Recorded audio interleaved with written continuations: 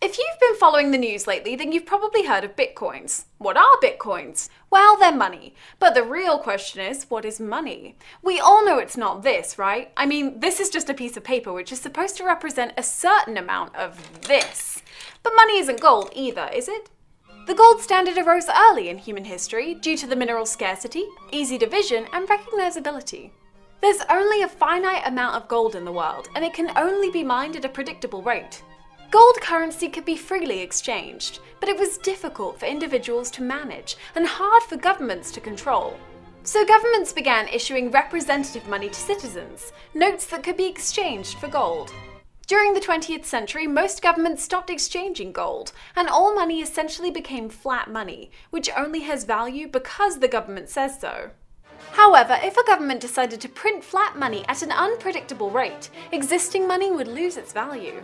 So if that's how this works, how do bitcoins work? Well, bitcoins work similar to gold in that they have a fixed scarcity, can be easily divided and easily recognized. But whereas gold is mined from the earth, bitcoins are mined from the internet.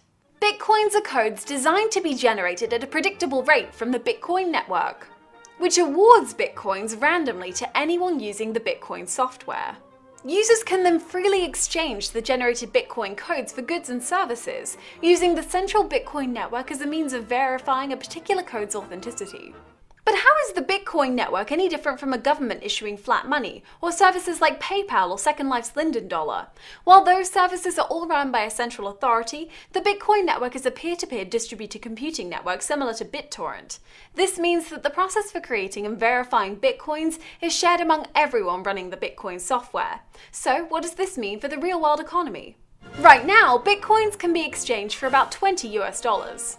But if the value of the dollar were to change due to inflation, theoretically, bitcoins would still retain their value.